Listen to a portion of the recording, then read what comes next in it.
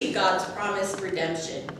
So the question for us really today then is, will we live in fear or faith and hope? Our reading. Strange things will happen to the sun, moon, and stars.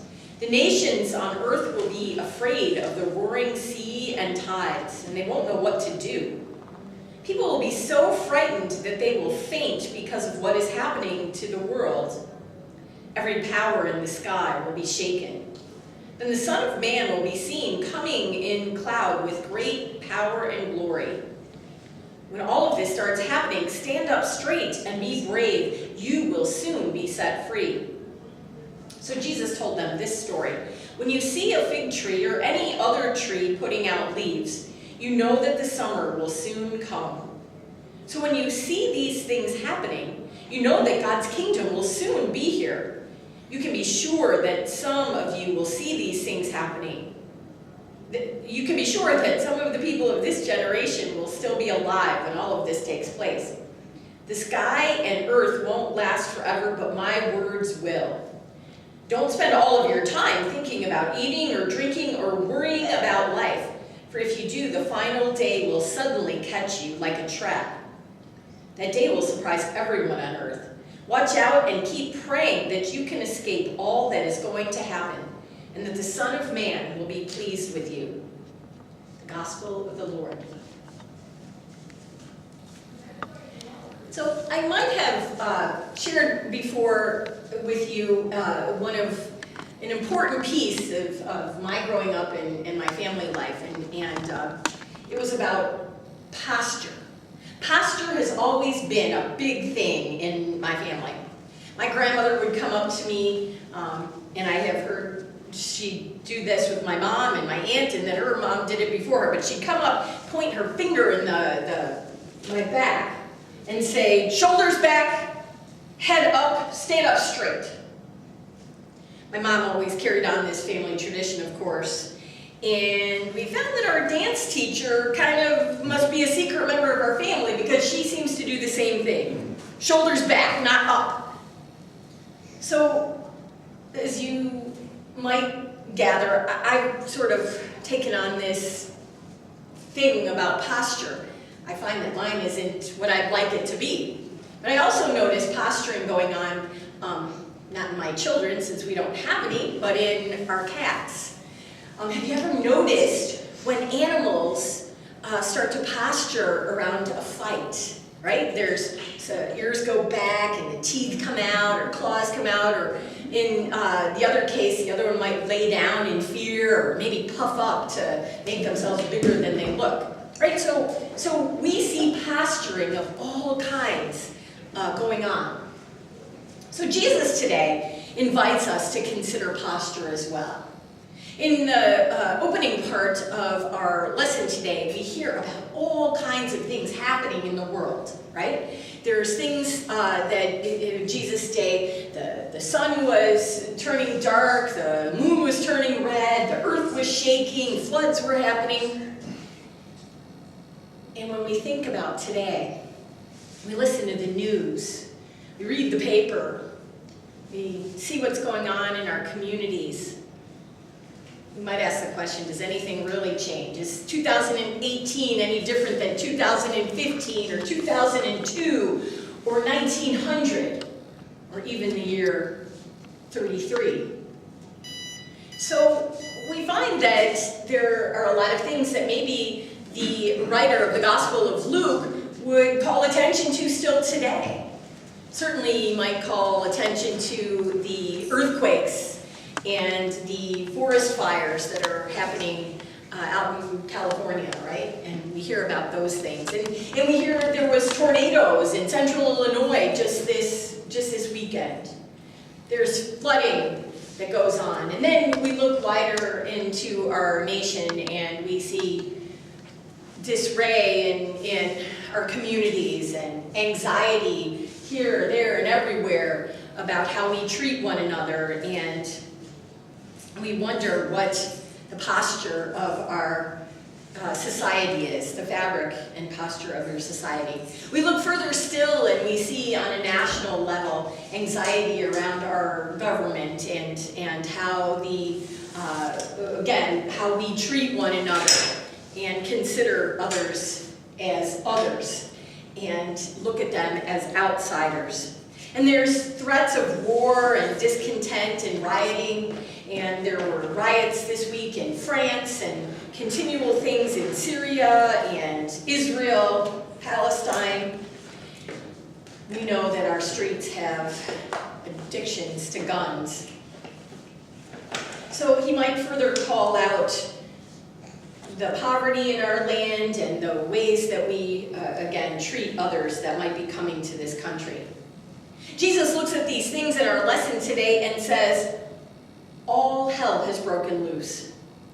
Sun, moon, stars, earth, sea, sky, everyone in the world is in a panic. The wind is knocked out of them by the threat of doom, and the powers that be are quaking. Well, I think Jesus still speaks to our circumstances today, maybe not to our specific circumstances, but I think Jesus looks at the world around us and helps us form an idea and take a truth to our world's condition. And that is a great threat to us. And it is not poverty and it is not terrorism, but fear. I think when we look at this passage, we get an understanding that Jesus is speaking to the fear that drives us to forget who we are as people, and that we look around and that we see people as the enemy, and to take place securing our safety and comfort above meeting the basic needs of those in distress. That fear has become more dangerous than violence because fear leads us to forget our deepest identity and betray our most cherished values. We've taken on a posture of fear in this time and place. Fear does have a posture. It's that slouchy stance as we await for the next attack. Physically, it's been proven that when we get scared, our breath becomes shallow, our chests cave in, and our shoulders roll forward in an unconscious attempt to protect what feels vulnerable or afraid. Our hearts. Fear has a posture. And hopefully today we can pay attention and call out what postures we want to take on. As we look at all this sense of stuff going on, Advent comes to us. We are in the midst of our Advent season, and you might ask why, what's so important about Advent? Why do we care about it? Why should we as people of faith? And I put forward to you that Advent is a time of comfort and peace in this time of what might be fear and the posture of fear that we take on. In it, the promise of God, that God created a difference of life for us. That's why Advent's important. This liturgical season comes to our aid where it makes so much sense that we can know that the anguish and the deep despair and suffering of the world, Advent speaks to that reality. And it helps us see more clearly God's vision for our future. It helps us get a sense of what it feels like to be secure in what is yet to come and still have to wait. Advent's full of the present and the not yet. And we live and work and love and struggle between two great poles of God's intervention in the world. The coming of Christ in the flesh in order to triumph over death and through the cross, and know that the relevance of Advent is to invoke the nearness of God's presence. We are an Advent people called to live expectantly and not to live distractedly or with a posture of hope. We're able to live with confidence and not fear because we know that tomorrow, we don't maybe know exactly what it'll look like, but we know who holds that future. And so as we hear today's lesson, where Jesus says something stunning and crucial for us in this season, He says when these things begin to happen, when you start to feel fear, and when you start to feel your shoulders slouch, stand up, raise up your heads, because your redemption is drawing near. Take on a posture of hope, my people. Now, hope is both fragile and powerful. Fragile because it exists against all odds, and in the face of much that seems hopeless.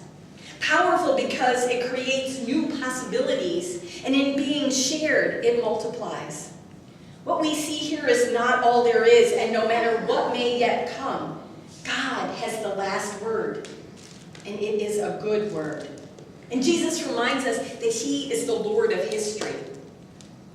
And so note that not optimism, but hope. Optimism assumes that things will get better. Hope testifies that whether things get better or whether they do not, yet ultimately God's goodwill is for us and for all creation, and it will prevail. This is the hope and hallmark of what it means to be Christian, to walk in Christian community, and to be faithful people. As the gospel, the Bible says over and over, do not fear. And this message is needed today more than ever, when so many of our actions and decisions seem to be driven by fear, or at the very least a lack of confidence and an overwhelming sense of scarcity. Message that it's so hard to believe that anything can change or be different than what it is we see. But rooted in the promise is that God who raised Jesus from the dead and has declared that endings that we see and experience are not the final word. Rooted in that promise, we can take action today, standing with the good, with our shoulders back and our heads up, opposing evil, and doing what we can not because we expect or need to save the world, but rather because we believe that since God will save the world, we are free to throw ourselves into taking care of our little corner of the world in which we find ourselves. We can stand with our heads up, our shoulders back, helping people if they fear to go out this Christmas for fear of an attack of some sort. We can remind each other to stand up and lift our heads, for our redemption is already drawing near. When we're too afraid to admit that our country, to admit into our country those who are seeking asylum, we can remind each other to raise up our heads, for our redemption is drawing near. When the violence of our streets push us to abandon civil rights and protections for people regardless of their race or ethnicity, we can remind ourselves to stand up, raise our heads. Our redemption is already drawn near to us in Jesus Christ. My grandmother, like God, is poking me in the back. Lift up your head. Stand up straight. Your redemption is near. Live in hope. This is the call of our gospel, to stand up straight, expectantly, with our heads raised and our hearts watchful. As a people of faith, you and I are called to assume a posture of hope in the face of despair, even though it runs contrary to our most basic instincts. And when we do, our communities will be places of hope and light, courage and confidence that welcome all those struggling in fear and darkness. And we remind them that the world to come at the end of this season, that the light of Christ shines in the darkness, and the darkness will not overcome it. We can, in other words, when we begin to grow afraid, call to each other to stand up, raise our heads, confident that our redemption is near, and we can posture in hope. Amen.